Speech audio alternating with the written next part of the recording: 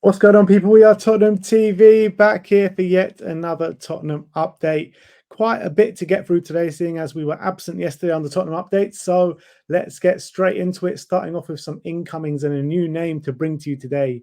Goes by the name of Vanderson. Bruno Andrade, tier 1 source coming out of Brazil, says that Tottenham want Vanderson to replace Emerson Royale. Tottenham have already started the first contacts with Monaco. And then he tweeted out a bit later saying Vanderson is in Tottenham sights. Gromeo have a 15% sell-on clause for the future fee.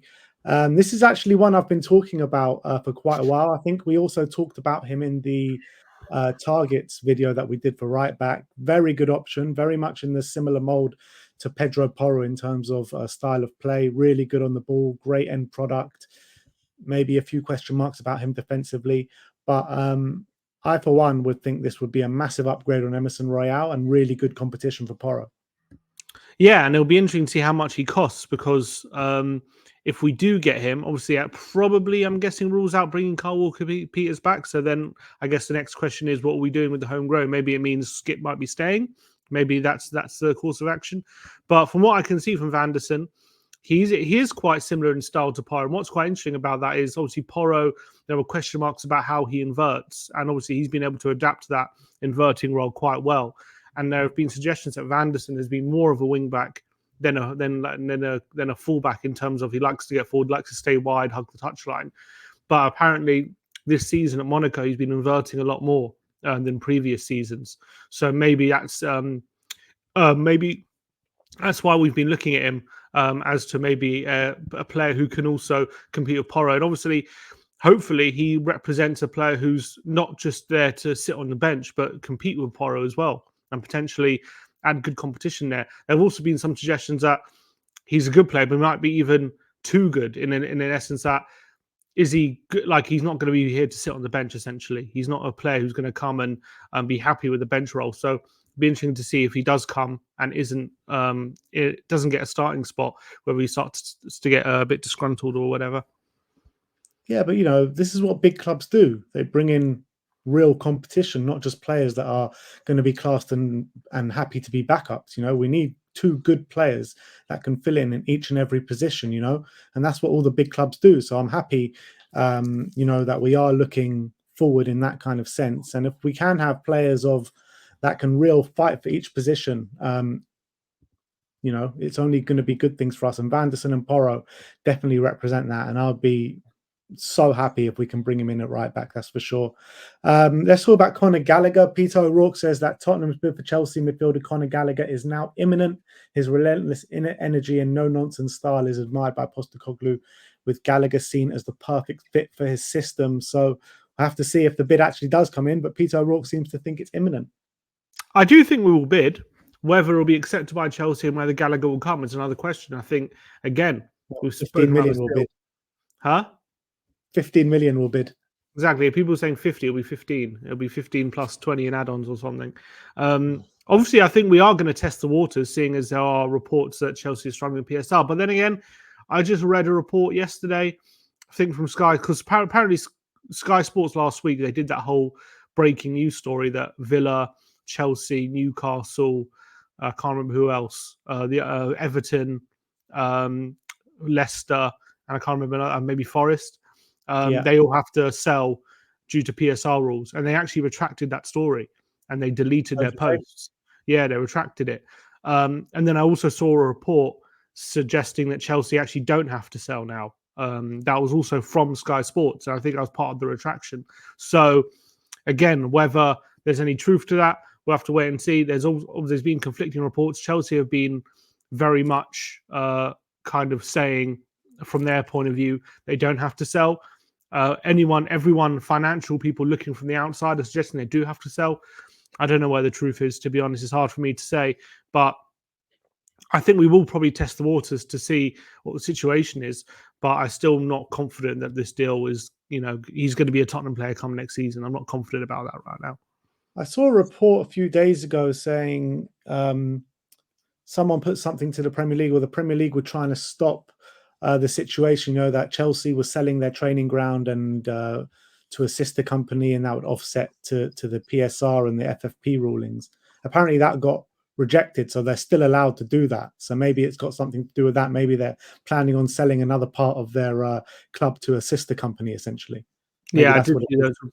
Yeah, I saw those reports as well. So, with these things until like late near to the June deadline, I feel like we won't really know the whole story. So, and also they might sell other players. Matson's probably going to leave. Broyer's probably going to leave.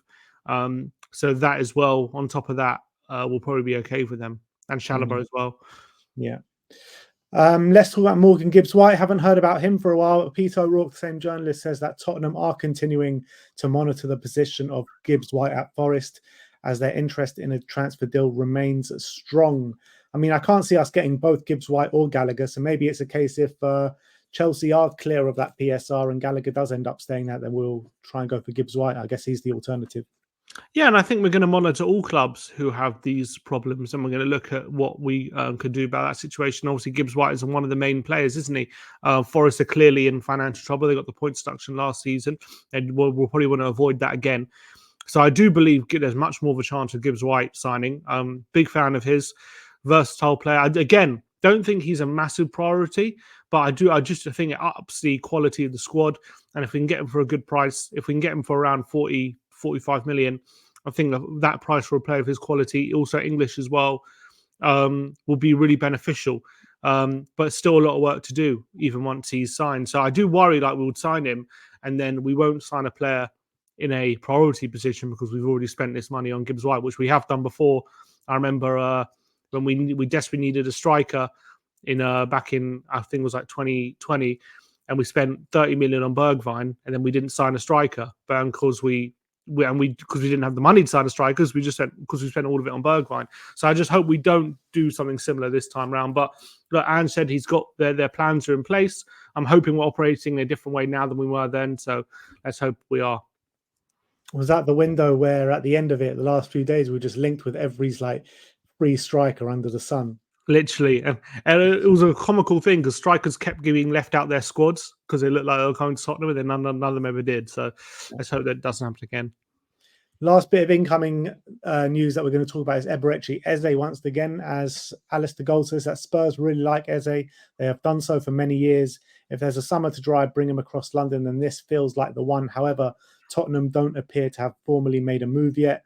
Transfers.com are saying that Tottenham are advancing on a deal to sign Eberechi Eze. The player's preference is understood to be remaining in London due to family ties, handing Spurs a key advantage in the race. And then the Sun are reporting that Man United have joined Tottenham in the race to sign Eberechi Eze, who comes with a price tag of around £60 million. I mean, we've spoken about Eze for so long. Nothing seems to have progressed. But, I mean, he should be the priority, shouldn't he? 100%. Well, funnily enough, you say that. He should be the priority. I mean, I love Eze. I think he's an unbelievable player. And I think if we can get him in, it'll be a massive coup. I do think there are other players out there who would be a more perfect fit for the way we play. But when it comes to, in terms of what I've seen from them, but when it comes to someone like Eze, sometimes when a player of that quality comes available and you're able to get them, it doesn't matter too much if they're a complete perfect fit because they're just so good. They can do whatever you ask them. So I do think there are probably other players out there who are more of a natural fit into what we're trying to do. But I just love him so much as a player, and I think it would be well worth the money if we were to sign him. And if we were to get him, it would be a massive, massive coup and a massive sign of intent as well, getting a player of that caliber. But obviously the Euros is coming now. It's hard for me to say whether the Euros are going to drive the price up for him because he's got a release clause. So I don't think it matters. I don't know if it matters. I don't know what the release clause entails. I don't know who is eligible for. So if he does have a release clause, then it doesn't really matter how good of a Euros he does because that price is going to remain the same. But so I do envisage Palace will probably wait till after the Euros anyway. And with it coming up, I don't see this deal happening in the next week or so. Yeah, we'll see. We'll see what happens. But I mean, if we can go in and get this deal done early, that is a signal of intent for the rest of the window. But in terms of why I think he's a priority, because I just think he can fill many roles that we need to such a high level. Left wing role, yeah, he might not be completely suited to the left wing role, but where he really is completely suited to is the number 10 position. And we know how many times a season or how long Maddison was out injured last year. He's got his injury problems from previous years as well. So I feel like he could end up playing the number 10 position a lot anyway. So I got a feeling that he should bring a priority to us just because of the versatility that he shows. In terms of outgoings, let's talk about Pierre-Emile Højbjerg. Gazzetta dello Sport saying that the report says that the fee for a deal to sign Højbjerg would not be difficult for the Italian club to complete since he has just a year left in his contract at Spurs. However, Højbjerg's current salary might be a potential stumbling block in Napoli's efforts to land the Tottenham man. I believe he's on around 100 or just over 100 grand a week, something like that. And you look at it like, who's going to be signing him and paying him close to that? Maybe Atletico Madrid, but I can't really think of many clubs that are actually going to stump up the wages that he's going to want. Yeah, that could be a bit of an awkward situation. Hopefully they come to some sort of agreement, because obviously if Højbjerg signs for Napoli, that means he might be one of their, if not their top earner, if Osimhen or Kavicha both leave. I don't know what they're on at the moment, but I can't see too many of their other players being on over 100 grand a week. And considering as well, they're going to have to pay a decent fee, 25 million probably, or 20 million, which for a team in Serie A right now is difficult to do. To pay those big wages on top of that could be difficult. So maybe it's a case of Tottenham subsidising a bit of it, but Tottenham won't want to do that because obviously they don't want to they won't be wanting to subsidise those wages. But if it's a case of hanging on to him or subsidising it by a bit, they might have no choice. So hopefully there's a way around it. Maybe you can give him a bigger signing on fee rather than the weekly wage. Hopefully there's ways around it, but I think Napoli makes a lot of sense with Conte being there. Yeah, in terms of the Napoli wages, you've got Di Lorenzo and Dendoncker both on 92. Dendoncker? Yeah. Politano on 98, Zielinski on 107, and then Osimhen clear at the top in 212. So wait, Kavicha's not there in the top 5? Kavicha earns apparently 25. What? That's what it says here. 25? On Capology, it says he never got a new contract after winning the league. He has the worst agent in the world. That's the better. As soon as you win the league, if you're on 25 grand, you say either I'm leaving or you give me like 100 grand a week, 100%.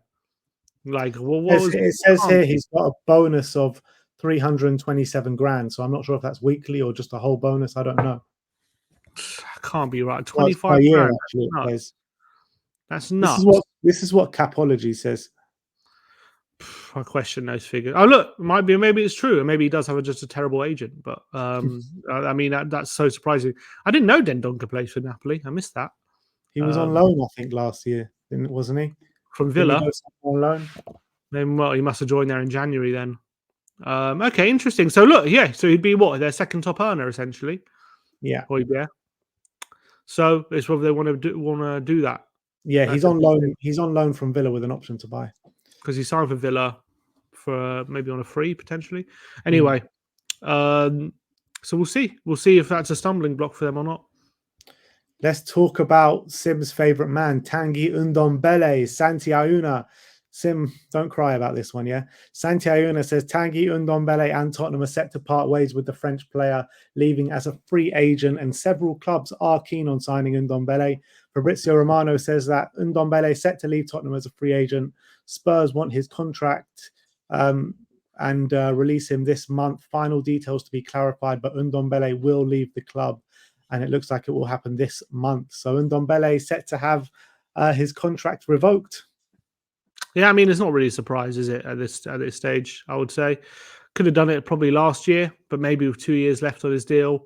You'd probably argue that's a lot of money to outlay, probably to cancel the contract. And maybe if there was a chance, he could go on loan and show anything, and maybe you could sell him for any sort of figure. It was probably worth doing. That didn't happen. So at this point, there's going to be no interest. Obviously, Tottenham are going to have to pay out his wages, I'm sure. I doubt Ndombele would agree to waiving any of his wages. So I'm guessing that they've agreed to pay out the last year of his contract and just let it go, because at this point, there's no point carrying it on. And people are asking now, does that make Ndombele the worst ever transfer in Tottenham history? 100%. 100%. For the pound for pound, when you're looking at that in that way, pound for pound, he is the worst signing we've ever made. And the most frustrating He's still signing. our record signing, isn't he? Yeah. And the most frustrating signing we've ever made as well, because we've actually seen firsthand what he can do and how good he can actually be. If you just watch a YouTube compilation of him, you're probably thinking he's like the best player of all time. But God, I'm so happy to see the back of him. I really am. I hope this deal gets confirmed pretty soon. It looks like it will. Just the biggest letdown signing ever. And when you're looking at Tanguy Ndombele, Ryan Sessegnon, and Giovanni Lo Celso, that's got to go down as the worst transfer window in history. And we're about to say bye to them all this month, it looks like. Yeah, it's pretty much taken us 5 years to get over that window, and finally we're letting it look past us now at this point. So let's hope we can, after they've all gone, we can now put it behind us and Ange can really start to build something. Yeah. Let's talk about Gio now, as Romano says that Lo Celso and Tottenham are planning to part ways this summer and 1 year left in his contract. Betis are among the clubs that have interest. They've made contact with Lo Celso's camp recently. Nothing advanced yet, as Betis work on exits before, including Nabil Fekir. Lyle Thomas says that Lo Celso is not desperate to leave Tottenham, but open to a move elsewhere if it means more regular football.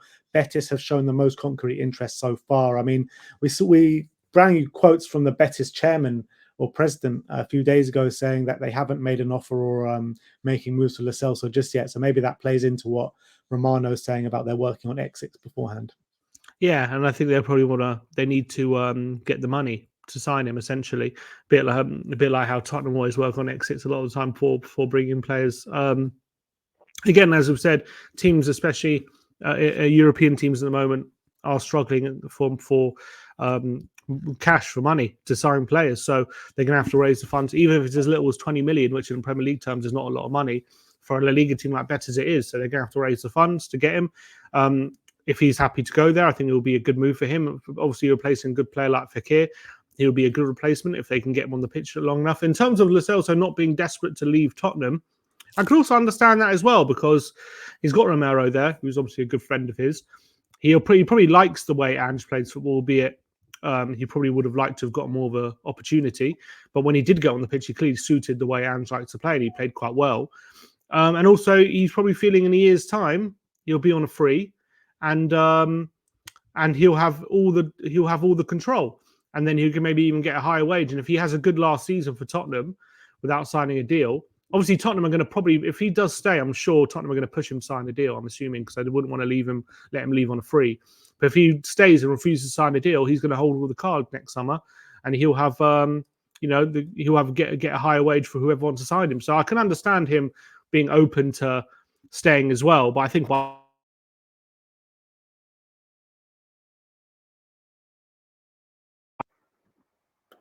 you hear me? You're muted now. Anyway, as I was saying, from Tottenham's point, I think I understand why they would want to sell him at this point.